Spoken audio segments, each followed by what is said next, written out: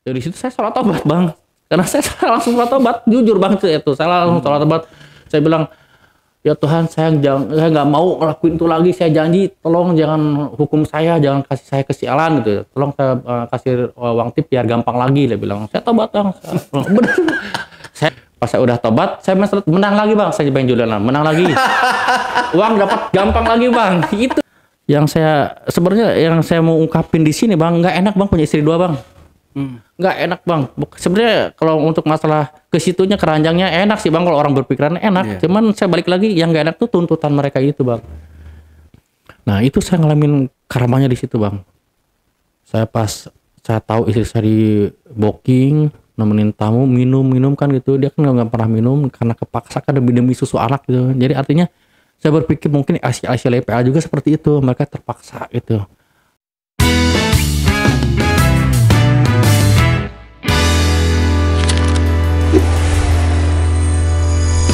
Curhat dong Bang Ale. Assalamualaikum warahmatullahi wabarakatuh.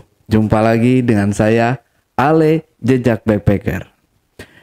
Dalam segmen Cuble Curhat dong Bang Ale, di hadapan saya telah hadir seorang narasumber yang mempunyai pengalaman hidup yang luar biasa. Seperti apa pengalaman hidup yang akan diceritakan oleh narasumber kita pada malam hari ini? Langsung aja kita tonjokin rame-rame. Canda ya bang, kita sapa narasumbernya. Siap. Assalamualaikum. Waalaikumsalam bang. Bang Randy. Bang Randy bang. Iya, terima kasih Bang Randy udah hadir di studio Jejak Backpacker. Ini studionya punya Jejak Backpacker, saya hanya numpang. Oke, Bang Randy. Bang Randy ini katanya punya pengalaman apa sih lebih tepatnya ini? Kerja. Pengalaman kerja. Oh, pengalaman kerja di gitu. sebuah THM. THM itu apa? Tempat hiburan malam. Oke, wow. Lika-likunya pasti banyak banget ini ya. Banyak banget. Oke, udah siap buat cerita Bang Randy? Siap bang. Siap ya. Silakan kalau gitu Bang Randy. Ya, assalamualaikum warahmatullahi wabarakatuh. Selamat malam semuanya. Nama saya sebut saja Randy Ojora. Saya tinggal di sebut saja Jakarta. Nah, saya tuh pernah kerja di sebuah klub terbesar juga nih, daerah Jakarta. Saya sebut aja daerah Jakarta bang ya.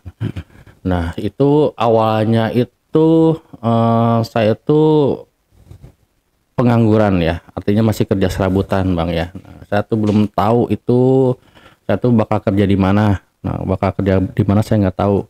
Cuman intinya di cerita hidup saya ini, saya nggak ada niat untuk ke orang lain tuh mencemarkan nama baik orang lain atau menyinggung. Tidak ada maksud itu, cuman saya hanya ingin menceritakan pengalaman hidup saya, bahwa intinya bahwa kerja di dunia malam itu, di THM tempat hiburan malam itu tidak berkah, itu tempat maksiat, emang benar-benar uangnya itu benar-benar panas. Dan saya ngalamin sendiri sampai di akhir saya kerja di situ, sampai efeknya juga saya masih ngalamin sampai sekarang. Gitu bang. Nah, jadi awalnya itu saya itu kerja serabutan jadi bantu pasang AC ya. Dari pas beres pasang AC di Kanda BRI, saya ketemu dengan Bapak RW ya di dekat rumah saya.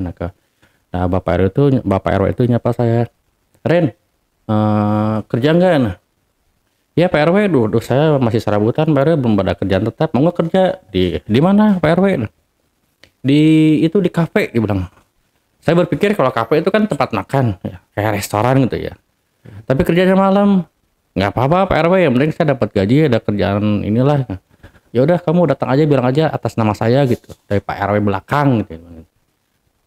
Di mana Pak RW? Itu di sana, di lantai atas. Nah, dia bilang seperti itu. Nanti kalau mau datang ke sana sekitar jam 7 malam. Oke, siap Pak RW. Nah, setelah itu saya pulang, saya cerita ke istri saya tuh, waktu dulu tuh saya masih punya anak satu Pak ya. Anak saya dua tuh. Udah gitu, saya bilang ada lamaran kerjaan di kafe gimana, ya udah. Nah katanya saya harus berangkat udah maghrib ke sana. Nah setelah itu saya berangkat tuh bang, langsung saya berangkat. Saya nggak punya seragam, saya punya sepatu pantofel punya bapak saya, kemeja punya bapak saya gitu, celana hitam punya bapak saya, semua pada gede lah gitu. Dengan secara ini, kalau secara kerapian itu nggak mungkin diterima kerja. Nah nggak mungkin diterima kerja, tapi saya datang ke sana. Nah, lalu saya datang ke sana, saya cari manajernya. Saya nggak ditanya apa-apa, nggak ditanya kerja di mana segala macam kayak interview yang lain lah gitu bang, nggak ada. Jangan pas sampai saya nyampe rumah, istri saya tuh sedang sholat bang. Udah dia sedang sholat itu dia bilang, aku doain kamu, dia bilang supaya cepat dipanggil. Setelah istri saya ngomong seperti itu, lama-lama ada WA, ada WA, bisa nggak Ren, hari ini kamu langsung kerja. Istri saya langsung senang banget di situ, senang banget di situ. Ya udah kamu kerja berangkat sekarang. Nah, saya juga senang, berarti artinya ini doa istri saya dikabul langsung sama Allah kan di situ. Nah langsung saya berangkat kerja tuh. Nah pas saya datang ke sana tuh kan tadinya belum dinyalain lampu-lampu klub malam itu belum nyalain tuh. Pas saya datang ke situ udah berubah tuh settingannya itu, udah lightingnya tuh udah setelan diskotik bang ya. Dan saya tuh kaget, gimana sih namanya orang belum pernah lihat diskotik bang. Wah gimana, saya duduk aja. Nah, bang saya yang dipanggil sama bapak ini katanya, ya udah kamu duduk aja di sofa sana ya, nanti tunggu datang manajernya. Saya datang tuh bang di situ, saya lihat-lihat ini kafe kok gini amat, saya bilang kan gitu. Saya nggak tahu tuh, tapi terus lightingnya tuh lampunya tuh kelap-kelip gitu. Saya belum bener-bener cupu bang kalau untuk diskotik gitu. Nah menjelang malam saya dipanggil, kamu mau bagian apa? Nah lah kok pak saya bingung, saya juga bingung. Yaudah tungguin owner aja. Nah datang ownernya, ini pak ini ada yang orang belakang nih, yaudah langsung kerja aja. Nah gimana Pak M mau bagian apa? Yaudah pak jadi waiters aja. Nah siap. Nah ternyata di situ kamu jangan ke waiters dulu ya, dikenalin dulu ya ke area biliar, area room karaoke juga, nanti dikenalin sama yang seniornya. Nah saya dikenalin bang, saya nggak tahu menu tentang biliar juga, karaoke juga nggak tahu, itu bar nggak tahu kan itu, saya nggak tahu banget, bener-bener awam banget. Pas menjelang malam saya banyak bengong, saya banyak ditegur juga. Nah kamu kerja serius, saya banyak diarahin sama manajer itu, karena saya tuh benar-benar bingung lah gitu. Nah lalu saya tuh berdiri aja tuh deket kasir, ada bang kasir tuh ada kasir juga kan bang yang namanya klub itu. Ya kasirnya itu dia pakai tank top, belahan dadanya kelihatan, ya kan pakai cuma menonjol kan bang ya. Nah, celananya seksi banget, pusat kelihatan. Saya langsung samperin, kak, ya bang, kakak nggak dingin kak? Saya bilang gitu, saya bener polos banget. Enggak, saya udah biasa. Nah, sekarang saya saking polosnya banget, tanya itu nggak dingin. Saya pertama kali lihat cewek seseksi itu bang, seseksi itu ya kan, karena itu kasir. Lama-lama malam-malam semakin malam jam 12 malaman tuh PLS itu keluar bang dari sarangnya tuh bang, dari ruang es itu keluar banyak kan tuh, ada 11 orang di situ. Saya makin plongo bang. Kalau kata bahasa tuh masa Allah gitu kan, bilang gitu kan. Dilihat dosa bang, nggak dilihat barang bagus bang, gitu bang. Itu seksi banget, cantik banget. Tuh, istri saya mah kalah bang, jauh lah gitu. Jauh bang lah gitu bang, kayak istri saya kayak Baba Gigsah bang, dibanding itu jauh banget bang. Udah cantik, kita bilang ini kerjanya apa nih cewek-cewek malam, nggak dicariin ayahnya. Saya berpikir gitu, dicariin ayahnya. Nah saya cuma merhatiin ya di pinggir. Malah saya banyak bangun kan liatin LC itu, karena liatin PL sebutnya kan, ngeliatin PL itu. Nah dari situ lama kelamaan saya diajarin bang tuh semuanya sama yang seniornya tuh. Nah diajarin. Nah pas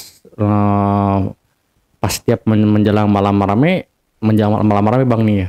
Nah saya karena udah diajarin, saya dibantu untuk runner up waiter yang sudah senior. Jadi kerja saya tuh bantu order ya kan, kalau ada tamu-tamu tuh dari lobby masuk ke resepsionis, terus diantar security ke sofa, nanti saya bantu order tuh dari situ. Nah minumannya nanti saya bantu bawain tuh ke sofanya, ke mejanya saya nanti ditaruh, nanti dituang-tuangin tuh. Cuman saya kan nggak tahu itu minuman apa bang. Kan saya baca itu Jack Daniel, Tequila Jose, Red Label, Black Label, Martell, itu saya bilang ini minuman apa, saya nggak tahu bang. Ya kan yang saya juga sebenarnya nggak suka minum juga, nggak suka mabok lah gitu, nggak suka dari dulu juga kan. Nah udah gitu teh, udah saya tuang-tuangin, diajarin tuh. Nah saya dikasih uang sama tamu yang di sana itu, dikasih uang tuh, nih buat abang. Di itu saya senang banget bang, dikasih 50.000 bang uang tip. Saya senang banget gitu, sampai saya bilang ke istri lah bahwa saya tuh dapat uang tip 50.000 lah gitu dari situ. Nah saya ketagihan. Setelah lama-lama saya tuh ngajuin saya kapan dapat CO buat order sendiri nah gitu, karena saya udah ngerasain lah gitu manisnya dapat uang tip lah bang lah. Dikasih uang tip. Saya ngerasa emang kalau gaji kecil bang, jauh dari UMR, jauh banget, 1/3 malah. Kalau UMR 3 juta berarti itu gajinya cuma 1 juta. Enggak cukup, sama untuk kebutuhan sendiri aja tuh nggak cukup, apalagi yang udah berkeluarga. Nah makanya saya berusaha gimana caranya bekerja tetap di situ. Saya nyaman kerja di situ, tetap saya dapat menghasilkan untuk menutupi kebutuhan ya dengan cari uang tip. Nah setelah saya 8 bulan sampai 1 tahun, saya deket tuh bang sama kepala kasirnya, kepala room karaoke, kepala barnya juga deket. Nah mereka itu menawarkan cari duit. Maksudnya ya jangan kalau uang tip paling 50.000, 100.000, 200.000 paling gede. Nah, jualin barang saya, nih bilang gitu. Terus gimana? Nah, gampang. Jangan cari second order aja dibilang. Jadi kalau buat nutupin kan ada CCTV juga bang ya. Nutupin CCTV, order pertama masuk bill aja, nanti yang second order lu usahain cash, dia bilang gitu. Nah udah gitu saya coba tuh bang, saya masih gemetaran, takut bang, karena saya biasa jujur lah gitu bang, saya tetap ikutin SOP. Nah saya ada kelebihan nih, 1 botol, lu bisa nggak cari ininya, lu lobby tamu lu. Kemudian kita ada tamu bang, saya udah sering lah member lah gitu, namanya Bang Ferry lah. Saya bilang, bang saya punya ini bang bekas barang bersih room karaoke, saya bilangnya gitu. Tertinggal, nah belilah bang, nah saya buat ongkos pulang nih, dia bilang. Kan biasa harganya kan 200 bang, udah setengah harga aja 100.000. Ya udah oke lah, saya coba di situ dulu dong. Nah kalau saya bawa, saya bilang ke orang barnya, mana barangnya? Bilang, ini saya bawa tuh, ini bang barangnya. Nah saya bawa barangnya, ini mah cash bang ya. Nah kita coba di situ saya bang, ya coba langsung cash. Nah saya bilang lagi nih pas pulang, di saling WA kan, di mana janjian di depan nih. Pertama saya sama kepala barnya dulu nih, yang asistennya nggak tahu. Pulang janjian bagi 2 tuh uangnya tuh kan di situ. Nah lumayan juga kan, saya namanya awal jadi mafia lah bang gitu. Karena mungkin dari kalau uang tip kan kadang tamu itu ada yang baik juga, ada yang royal, ada yang harus diminta juga kan gitu. Sedangkan SOP-nya nggak boleh minta uang tip ke tamu ya kan, kecuali kalau tamunya secara spontan ngasih uang tip langsung. Berarti kalau tamunya ngasih uang tip tanpa diminta, berarti attitude-nya dijaga, berarti bagus, pelayanannya bagus, seperti itu. Nah kelamaan saya jadi kasihkan bang nih, terlena bang.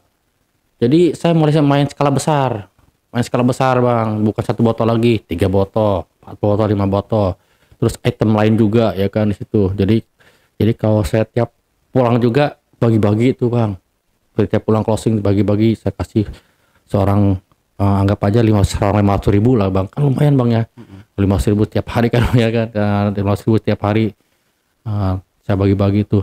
Nah itu tiap malam bang, tiap malam rame. Tapi kan namanya di klub itu sebut nama malam rame itu malam Kamis atau Ladies Night ya, malam Sabtu atau malam Minggu, itu 3 disebutnya malam rame. Nah itu kesempatan cari uang tuh di 3 malam itu.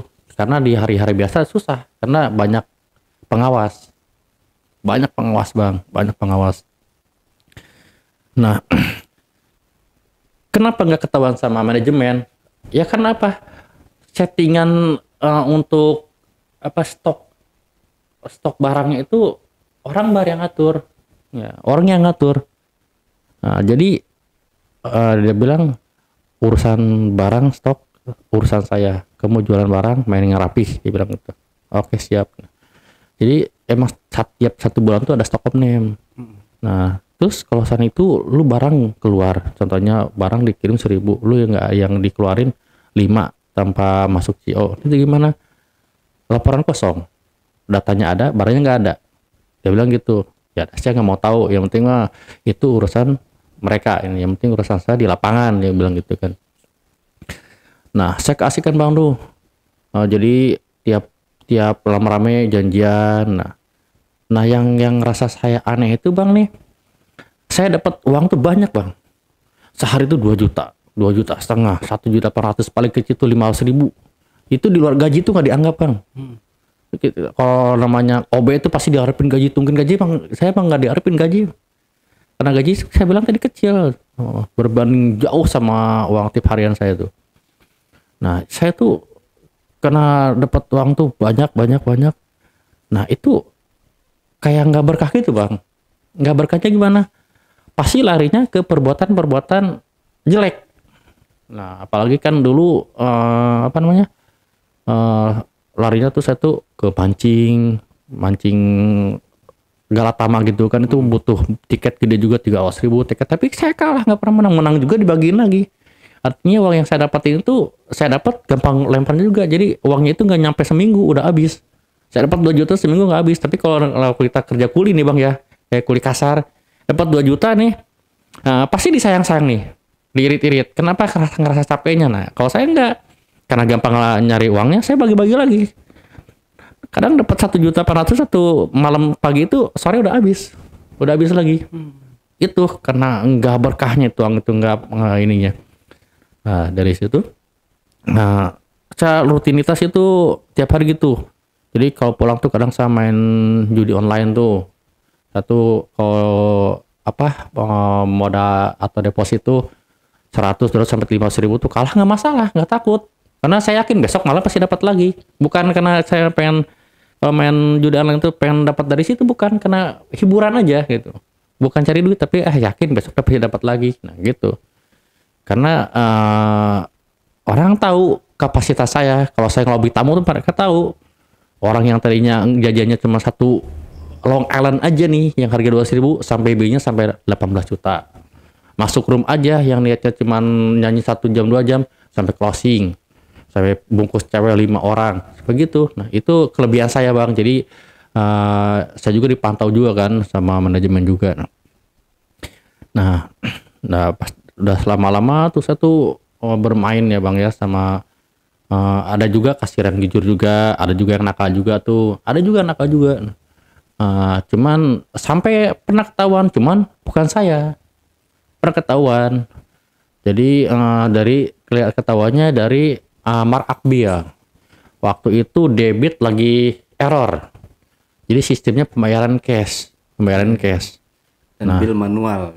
Manual. Jadi di di manual, debit nggak bisa digesek atau nggak bisa transfer, keluar dia print outnya keluar, billnya keluar. Nah dia tambahin kan ada di atasnya suka ada tambahin nih, dasi berapa jam, tambahan berapa jam. Nah dia di markup 1.000, 2.000 kan gitu. Namanya mereka tuh lihat tamunya dulu, waitressnya itu. Kalau tamunya nggak bisa kontrol, mabuk parah nih, dia baru mainin. Tapi kalau mabuk tamunya masih sadar nih, masih fresh nih. Nah dia nggak berani. Nah lihat dulu dia, tamunya ada mabok parah nih, baru dimainin nih. Bang sekitar gini Bang. Ya udah, namanya tamu ke diskotik gitu Bang ya. Ini uangnya bukan main Bang. Di tas itu uangnya bener-bener puluhan juta, itu merah semua. Bayar berapa? 14 juta Bang, 15 juta gitu. Padahal duit cuma 10 juta. Nah isi di situ. Nah sampai ada tuh tamu tiap malam tuh nyawer tuh 20 juta setiap malam. Yang paling gede itu sampai 48 juta paling gede di sawer-sawerin bang. Di DJ itu disawer-sawerin bang. Saya juga ikut mungutin juga, dapat 1.800.000 mungutin, rebutan sama karyawan lain, sama tamu lain. Ini bang ya. Nah suatu saat kan saya diangkat tuh bang jadi kapten room, jadi kapten room karaoke. Karena kenapa saya diangkat jadi kapten room? Saya tuh paling rajin. Room tuh ada 10. Nah saya tuh kalau datang tuh saya pel sendirian bang. Itu padahal room tuh angker banget. Tapi saya sendiri saya nggak ada rasa takut. Nah karena manajemen lihat saya diangkat jadi kapten room, tuh. Nah di situ pas jadi kapten room, saya juga termasuk dong berhubungan sama LCPL juga bang ya kan. Nah di situ saya senangnya bang, Jadi artinya itu duit semua. Pas satu saat ada tamu 5 orang, mereka minta cewek bang, Bang Randy, ada cewek enggak yang bisa dipakai gitu bilang. Adalah bang, nah tapi untuk masalah nominalnya abang langsung lebih aja ke ceweknya, dia bilang gitu kan. Oke siap. Nah bawainlah cewek, saya panggil kan dulu kan nggak terikat sama perusahaan kan, itu masih freelance, jadi saya panggil by WA aja. Datanglah 10 orang, yang masuk 5 orang. Nah mereka masuk 2 jam, kontraknya 2 jam kerja. Pas setelah 2 jam, di situ saya mulai nakal bang, saya mulai kena cewek bang. Di situ cantik bang kan ya, seksi. Paketnya kan pada keluar semua tuh, pada lonjok semua tuh bang. Pokoknya umuran di bawah 20 tahun. Tapi ada yang janda juga. Nah setelah itu, setelah 2 jam mereka nagih dong uang bookingan mereka. Saya bilang 2 jam. Nah oke, udah beres. Kalau udah beres tolong ke ruang sebelah. Nah ada room kosong bang sebelahnya kan. Panggil satu-satu dulu, 1 orang. Saya bilang sebut ada masih Sita, masuk 2 jam ya. Nah perjanjiannya kan 300, potong buat saya 50.000, jadi 250.000. Nah gitu saya minta cium dong ya kan. Saya mulai nakal, cium tuh 1 keluar, 1 lagi, itu semua cewek itu saya ciumin bang, semua cewek itu. Pas yang terakhir tuh dia bilang tambahin lagi dong. Kalau tambahin aku juga minta pelayanan lebih dong. Nah di situ dari situ bang saya mulai nakal sama cewek bang. Saya mulai lupa diri bahwa sebelum saya kerja di situ saya tuh benar-benar dalam keadaan sulit lah gitu di situ. Nah bereslah tuh dengan cewek itu. Nah setelah saya berkecimpung di room karaoke bang nih, nah ada LC itu cantik lah, kayak Arab, mukanya kayak Arab banget nih. Dia tuh datang baru, duduk sendiri, saya ajakin ngobrol. Namanya kalau nggak salah tuh Ayu, Dia cerita, saya kan pun dengerin aja kan sambil saya main judi online tuh, dengerin. Ternyata lama-lama ada kedekatan. Tapi tetap saya tuh nggak tertarik karena saya punya istri kan, punya anak juga. Dia ada teman dekatnya, pas closing pulang kerja, nih si Ayunya itu dia kan bawa motor bang, dia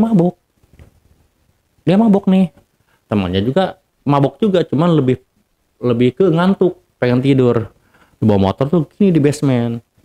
Saya bilang, saya perhatiin di belakang, bahaya nih, takut ada apa-apa. Nah saya bilang motor taruh di sini, ikut sama saya bawa tuh ke hotel terdekat bang, si cewek 2-nya itu saya bawa ke hotel terdekat, saya bayarin tuh hotelnya. Udah gitu, yuk kamu tidur, kan kasurnya 2 bang ya, hotel Melati 2 tuh. Temannya langsung tidur, 1 lagi di sini nih. Kamu tidur, kunci di dalam. Niat saya baik bang, pengen nolong, nggak ada niat jahat gitu. Dia marah, si Ayunya itu marah, nyolot. Ngapain kamu suruh, saya tuh pengen pulang, bukan di sini. Kamu tidur dulu, kamu mabuk, takut jatuh kecelakaan. Kamu harus temenin saya tidur. Nah nggak mau dosa, saya nggak mau ngelakuin itu. Saya bilang saya nggak mau, takut apa? Saya bilang takut apa? Jangan ngelakuin itu. Nah bilang gitu.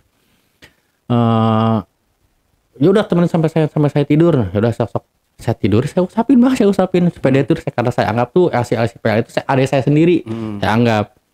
Udah lama-lama dia megang perut saya dulu, turun ke bawah. Kan otomatis saya juga sangat diem, tapi saya berusaha bang, saya nggak mau gitu, saya masih takut. Karena kalau saya tahu kalau ngelakuin jen itu pasti apes, pasti sial. Udah langsung melumati bibir saya bang, leher saya diciumin, Nah, lama-lama dibuka baju bang. Artinya saya nolak, bukan saya munafik bukan ini, tapi karena saya takut itu bang, takut apa sih itu. Dibuka baju, saya buka di celana, saya langsung dieksekusi sama dia bang, digoyang lah sama dia dari atas.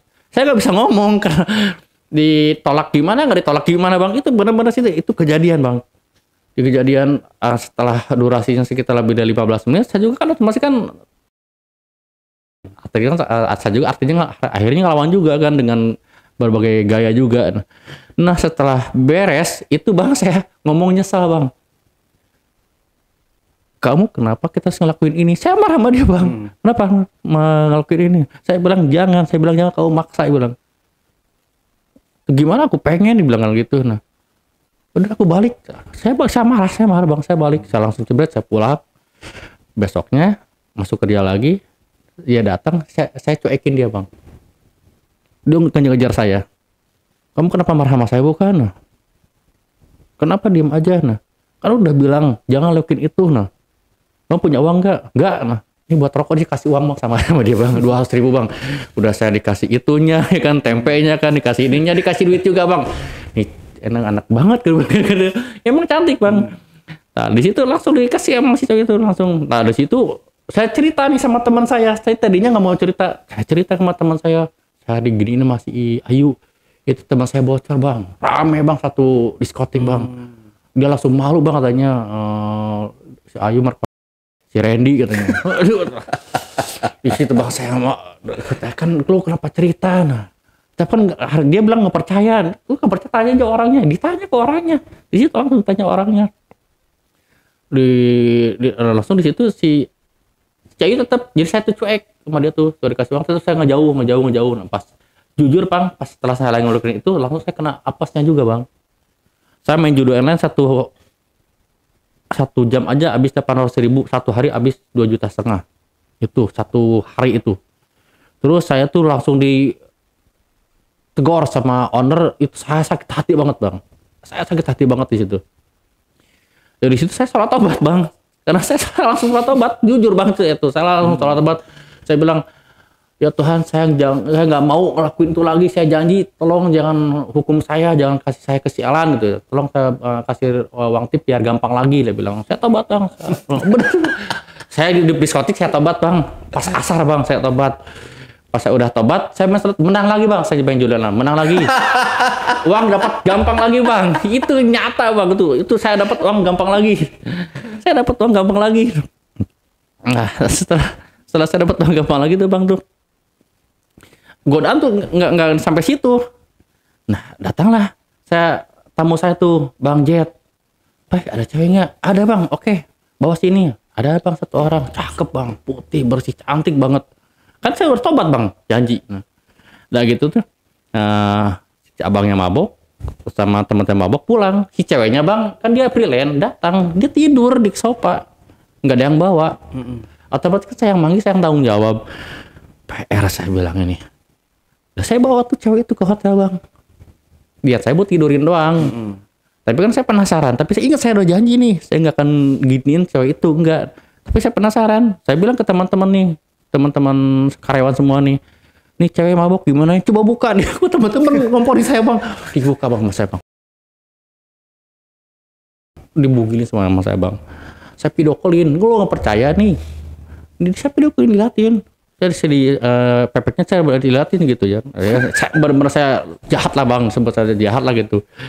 Saya bilang, saya nggak ngelakuin itu. Nah, semua nggak percaya. Saya udah janji nggak percaya bener. Nah, di situ kalau emang sih saya pengen bang itu karena itu ceweknya cantik banget bang, putih banget. Nah, saya pengen ngelakuin itu, tapi saya ingat dosa. Nah dari situ saya langsung tutup. Ceweknya kan, alhamdulillah bang, saya nggak ngelakuin itu karena saya benar-benar takut kejadian lagi. Gitu. Bukan kali 2 kali bang itu bang. Tapi kalau berdiri udah ya. Berdiri bang. Cuman kadang saya itu bukan berdiri bang, cuman trauma sakit hati saya karena siang itu lebih sakit bang daripada kenikmatan saya yang saya pikir itu. Ya jadi kalau tiap closing itu si mabok tuh yang ngurus saya. Si mabok nih pada tepar nih bang nih, yang di room karaoke, yang di sofa. Itu security nggak ada yang sanggup panggul. sampai ke basement atau sampai ke mobil atau ke Grab. Saya yang nganterin sampai ke kosan.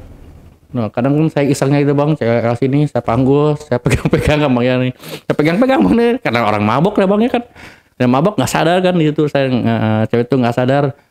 Berapa orang yang saya panggil dipanggul. Kadang ada tamu bawa ceweknya mabok, saya isengin dulu kan di lift tuh, saya di lift tuh saya isengin dulu. Nah, abangnya melengah sedikit, saya pegang-pegang kan gitu. Ini bonus saya bilang gitu, takutnya nggak ngasih uang tip nih si tamunya kan gitu.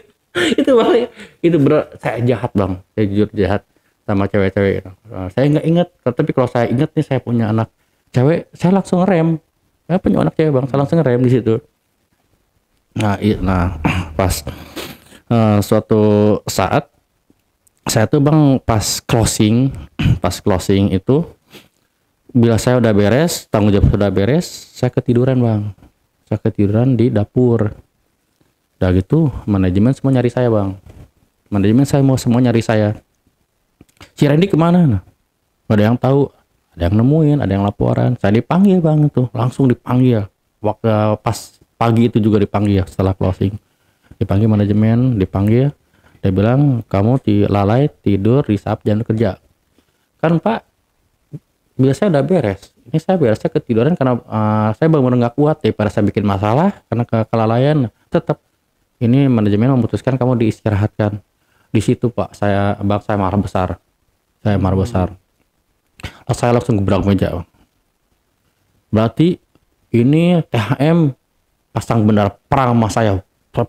Bro, jangan salahin saya kalau klub ini seminggu ditutup karena saya orang wilayah sini, saya bilang gitu. Jangan salahin saya. Nah. Jangan salahin saya kalau rumah tangga ini manajemen berantakan, suami istri ini. Jangan salahin saya karena saya tahu kartu asnya, saya bilang. Kartu as apa bang? Nah, saya sebut ini bang ya, kartu asnya. Nah ini ada satu manajemen bang nih. Dia tuh dulu suka ngorder ke asistennya, cewek. Nih cewek. Lama-lama itu cewek LC itu kan pegangan saya semua. Nah si LC itu kan ngomong lagi ke saya, "Oh bang, kok tamunya bukan tamu luar THM ini ya? Nah, kok tamunya masih di sini juga? Nah, masih manajemen di sini. Nah, siapa?" Saya juga nggak tahu tadinya. Pasti kasih tahu nih 1, 2, 3. Baru tahu. Nah saya langsung tegur juga langsung ke orangnya. Nah, setelah dia tahu, lama-lama dia langsung minta ke saya bang. Ada nggak? Ada bang. Berapa? 1.000. Oke. Bawa jam sekian, hotel sekian. Jadi dia member. Sampai-sampai karyawannya sendiri dimakan. Setelah saya diancam itu kan, artinya yang punya bersalah itu kan ya tuh yang manajemen yang suka main cewek itu kan ketakutan. Rembuk manajemen. Akhirnya saya dipanggil lagi. Kerja lagi. Pagi itu saya dipecat, maghrib saya dipanggil lagi suruh kerja lagi. Padahal saya nggak mikir bahwa itu backup-nya banyak sekali kalau namanya THM lah. Bisa ormas segala macam. Nah, selang lama berjalan, saya kan punya anak tuh 3 bang ya, 3 tuh. Saya masih tinggal di rumah orang tua karena jaraknya dekat sama THM-nya. Nah, nggak lama kemudian datanglah karyawan baru bang, kasir. Nah, kasir itu dia cuma 2 malam kerjanya, cuma 2 malam. Udah gitu pas ada si kasir itu bang nih, saya tuh berantem sama security, berantem masalah tebal sama sofa, berantem aja lah depan dia. Nah, depan dia, udah gitu dia bilang udah gitu. Saya lihat ya ini dia bilang nih cakep banget. Saya punya istri, punya anak 3 nih, sedangkan nih cewek itu baru lulus. Dia baru lulus SMA. Nah setelah itu dia 2 hari langsung nggak ada kabar nih. Ini anak baru umurnya sekitar 19 tahun, baru lulus SMA banget, nggak ada kabar. Saya juga nggak kenalan, nggak apa-apa sama dia. Setelah ada acara ngeliwat makan di rumah saya, teman saya tuh video call kasir itu ya kan. Dia bilang ini siapa? Dia bilang cakep banget. Dia bilang saya minta boleh WA-nya, saya WA lama-lama pacaran saya sampai bolos bang, bolos kerja demi ngejar pacar saya itu. Saya pacaran tuh bang, Nah saya pacaran sama cewek itu. Ternyata manajemen juga suka sama dia, ada yang suka sama dia.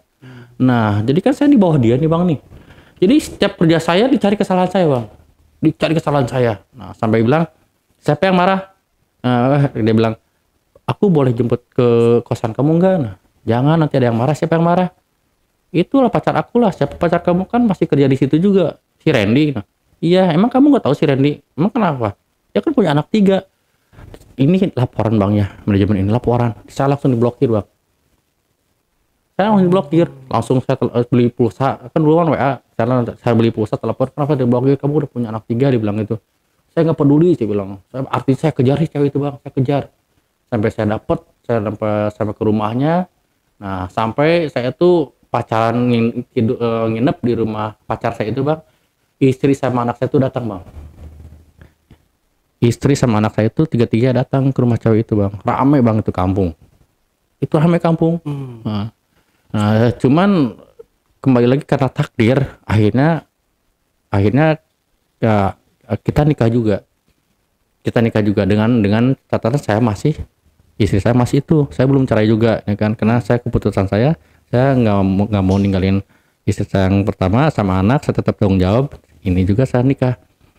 Nah ada jalannya bang, saya nikah gitu. Jadi selama itu di situ juga saya tuh ngundang THM itu semuanya, diundang. Jadi semua sampai angkat tangan, sampai salut lah gitu, sampai kok bisa lu bisa nikah lagi, nggak kasihan sama anak. Pokoknya pandangan negatif sama saya tuh banyak lah. Nah, tapi tetap saya nggak bisa bang, saya nggak bisa hidup tanpa dia. Nah, saya kayak orang gila aja bang. Saya kayak orang gila. Tapi kalau saya ingat lagi saya nyesal juga karena saya harus ngorbanin perasaan ketiga anak saya yang cewek tuh. Berjalan lah bang nih, saya punya istri 2 bang nih. Saya punya istri 2 karena saya kan gampang cari uang bang. Ngelobi tamu teh paling mahir lah bang lah. Tamu yang saya bilang tadi yang cuma pesan 1 botol bir sampai beli paketan yang puluhan juta, saya bisa lakuin karena saya tahu mindset manusia itu nyeting kayak gimana. Nah saya punya kelebihan saya di situ, makanya sama banyak orang yang pengen ikut saya segala macam lah gitu. Nah pas saya ngalamin poligami bang, nih punya istri 2 itu, yang satu lagi ngontrak, di satu ngontrak saya mampu nyukupin dua-duanya, ngontrak saya mampu. Nah yang saya mau ungkapin di sini bang, nggak enak bang punya istri 2 bang. Nggak enak bang. Sebenarnya kalau untuk masalah kesitunya keranjangnya enak sih bang, kalau orang berpikiran enak. Cuman saya balik lagi, yang nggak enak tuh tuntutan mereka itu bang. Abang pernah ngerasain nggak bang punya istri 2? Kalau uang miliar sih nggak masalah. Kalau uang punya ratusan juta nggak masalah, punya uang brak. Bang saya bagi uang mereka pagi jam 12 nggak punya uang, iya kan? Besok mereka tiap pagi minta lagi, itu yang bikin saya stres bang. Jadi istri pertama tiap closing dapat uang nggak? Nah dapat dikit, transferin. Ini yang kata yang tua udah transfer berapa? 200. Nah, itu yang muda berapa? Sama 200 lebihin lah. Anak aku kan 3. Nah itu bang yang selalu diributin bang. Ya, tiap hari tuh saya stres. Saya bingung pulang kemana bang. Nah, kalau pulang ke sini harus ngasih ke yang tua lebih banyak. Kalau pulang ke yang tua ke istri yang muda banyak gitu kan. Jadi saya putuskan, jadi kalau tiap closing saya nggak pulang ke dua-duanya bang. Saya pulang ke rumah orang tua bang. Saya pulang ke rumah tua. Daripada saya kalau pulang berantem bang. Coba lihat M-Banking. Lihat banking. Kamu ke si teteh ngasih gopek ke aku 300, lah mau tambahin. Uangnya nggak ada lagi, nggak mau tahu. Ambil si teteh minta uangnya. Itu ribut bang, video call bertiga bang. Ribut. Saya pusing bang, saya udah nyampe rumah yang muda, saya langsung pulang lagi ke rumah orang tua bang. Tidur di rumah orang tua, bangun tidur saya mancing bang, nggak mikirin dua-duanya, saya nggak mikirin. Kalau dulu saya berpikir tuh punya istri tuh seks enak nih ya, ke urus segala macam, yang ada ruwet bang, ngadepin tuntutan karena di otak perempuan sih mah duit. Kalau ada duit, udah, lu mau ngapain juga bebas. Lu minta cewek 1.000 juga, lu cukupin gua duit aja, nah, lu kasih lu duit 100 juta, lu mau main cewek juga bebas. Itu kalau menurut saya nih sekarang itu. Nah itu yang saya lakuin bang, jadi tiap hari tuh saya nggak pulang, karena saya bilang tadi THM-nya dekat rumah saya. Nah jadi kalau saya udah transfer nih, saya blokir atau saya nggak aktif, udah. Jadi udah transfer, di screenshot, udah beres. Bangun tidur saya mancing, nanti saya buka lagi jam 7 malam pas mau kerja. Lalu, wah cerewet dua-duanya, bayar dua-duanya. Itu yang nggak enak banget dari situ. Saya alamin itu bang ya selama 2 tahun. Tapi lama-lama istri yang tua saya tergoda sama laki-laki lain. Akhirnya dia minta cerai. Saya cerain juga. Dia sekarang udah menikah lagi dan punya anak lagi. Dan saya sekarang bertahan dengan satu istri yang sekarang ini.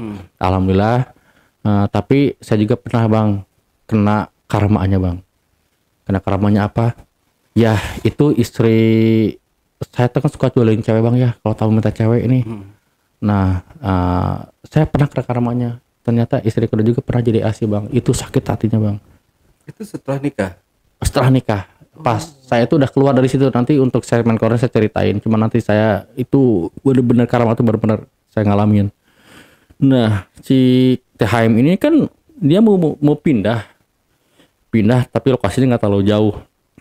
Nah, lalu setelah pindah saya dipercaya untuk ngurus tempat baru. Saya jadi kerja siang malam bang nih. Saya kerja siang malam. Lama-lama pas saya bawa mobil perusahaan ada kecelakaan bang. Jadi kan saya bawain barang-barang yang di tempat lama tuh bang nih. Nah itu over capacity kan. Sedangkan di depan tuh banyak karyawan. Saya gak fokus nyetir. Teman saya ngajak ngobrol. Pas saya mundur itu nabrak mobil bagus bang. Mobil baru banget. Nah itu saya ribut sama yang punya mobil. Nah terus karyawan manajemen semua ikut campur juga, cuman semua angkat tangan nggak bisa bantu ya kan. Nah akhirnya itu si ibu yang punya mobil itu minta tuntutan ke saya 16 juta buat ganti. Saya bilang, Bu saya mendingan di penjara aja Bu. Ibu saya dipencet gimana pun nggak akan keluar uang Bu. Yang ada saya keluar nanah Bu. Nah saya bilang gitu. Bu bener Bu saya punya anak banyak Bu, saya bilang saya artinya benar-benar ngedon lah gitu di situ. Saya udah angkat tangan ada. Nah dari situ saya mulai nggak semangat bang kerja. Nah udah gitu saya mobil itu tetap saya pakai. Artinya akhirnya setelah masalah itu selesai, nah saya itu ada kerjaan suruh buang sampah. Yang kan sampah proyek itu kan ada plastik ya kan, ada kain segala macam lah.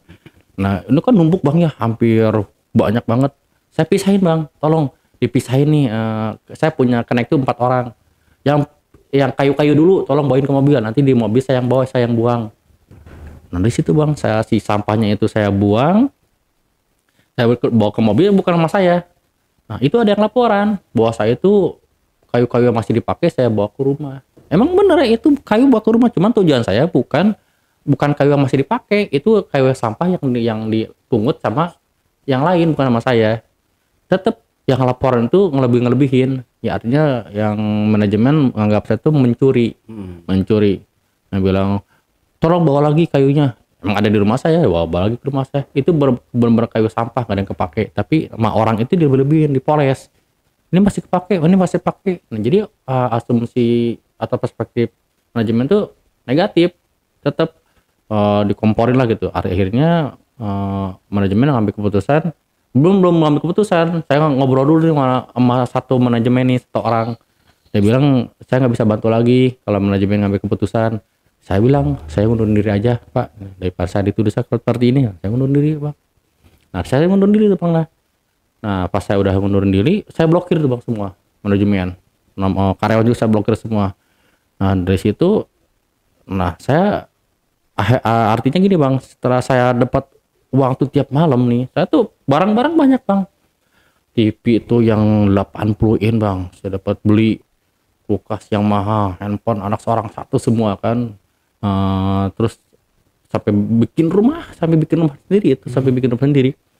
Nah pas saya resign, saya ngundurin diri dari tempat THM tersebut, itu dalam waktu 2 minggu hilang semua Bang, hilang semuanya. Motor yang saya beli mahal akhirnya rusak, saya jual 500.000 karena saya bingung buat beli susu, beli susu anak saya yang cuma 100.000. Saya minta tolong sana sini, gak ada yang mau bantu. Motor saya jual berapa, 500.000, yaudah 300.000 dulu. Itu seperti gitu sampai hilang.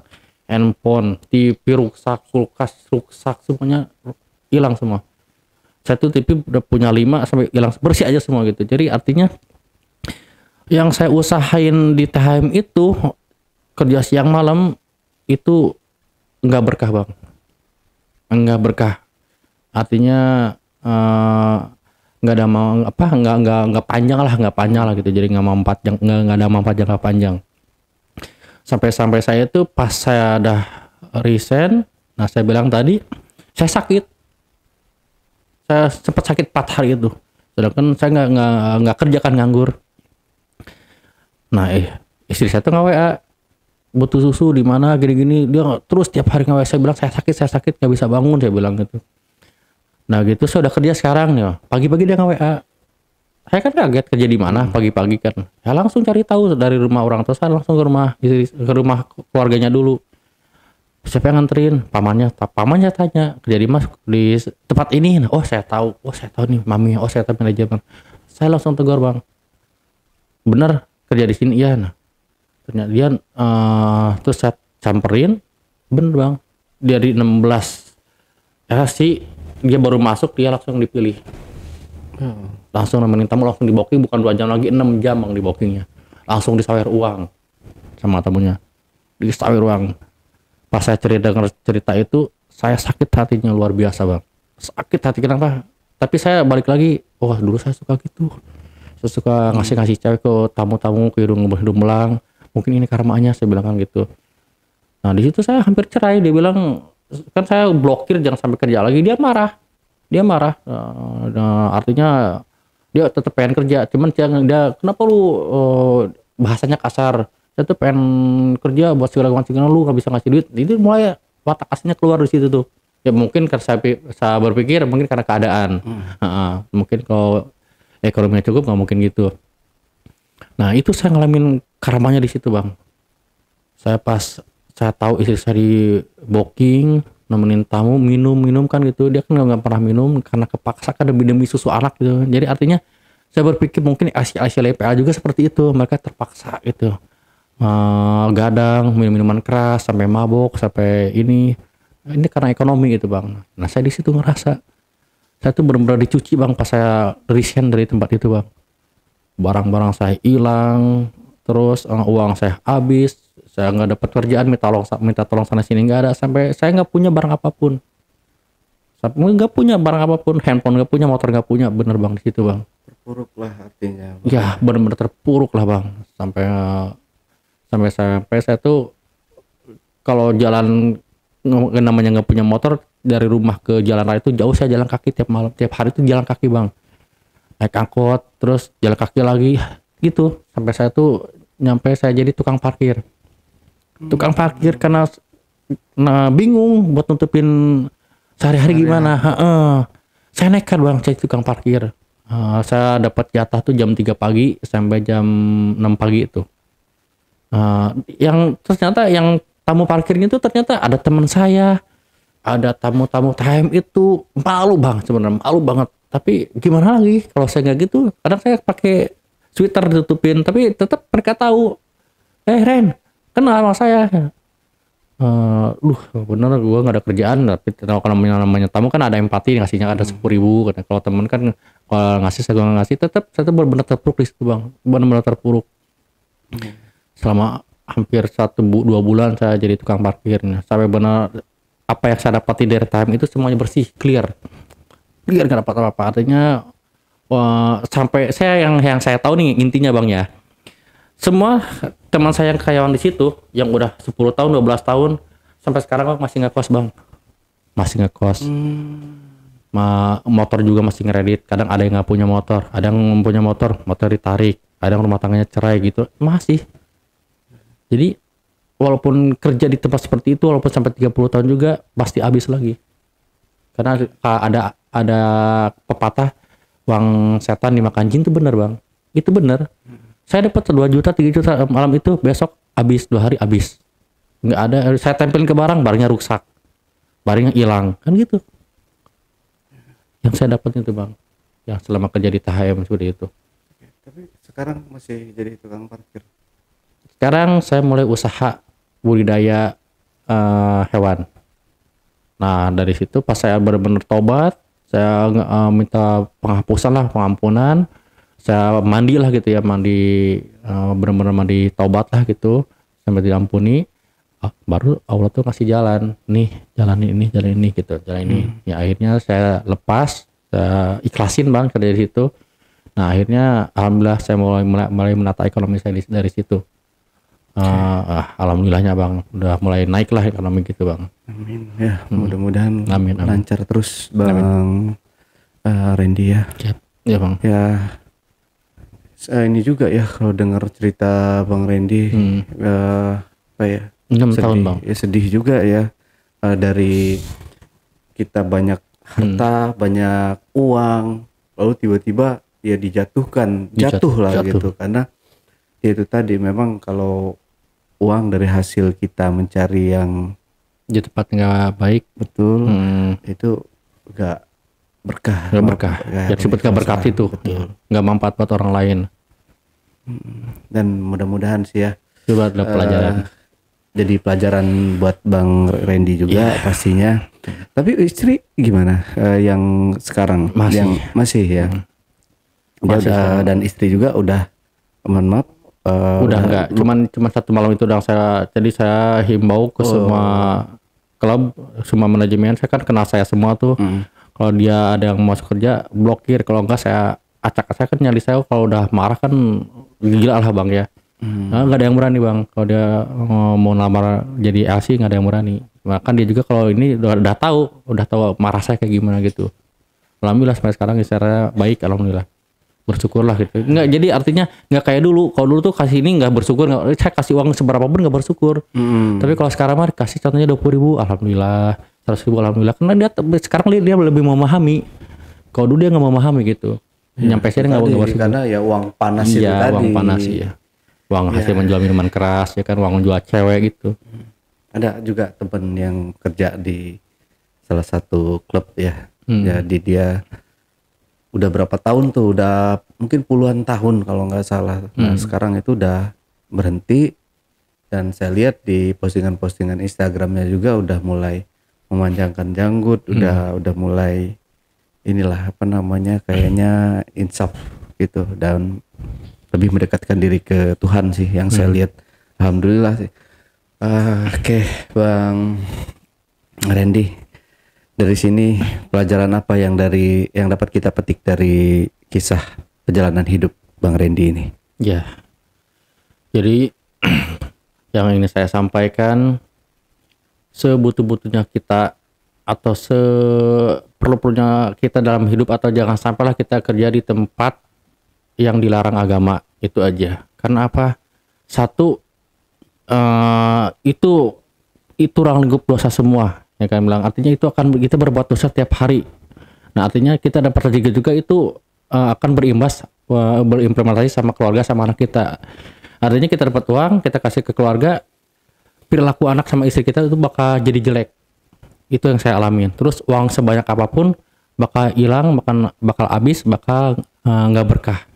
Itu jangan sampailah gitu. Kalau saya saranin, janganlah kerja di tempat tidur malam. Karena apa?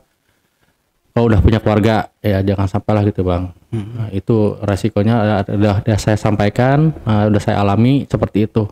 Jadi kita jauh dari berkah Allah tuh, jauh banget. Gitu. Oke, Bang Randy, terima kasih buat waktunya ya. Saya mungkin beserta tim juga mendoakan semoga Bang Randy diberikan terus kelancaran dalam mencari rezeki, Bang ya. Amin. Oke, teman-teman, itulah tadi obrolan saya bareng Bang Randy dalam segmen Cuble, curhat dong Bang Ale.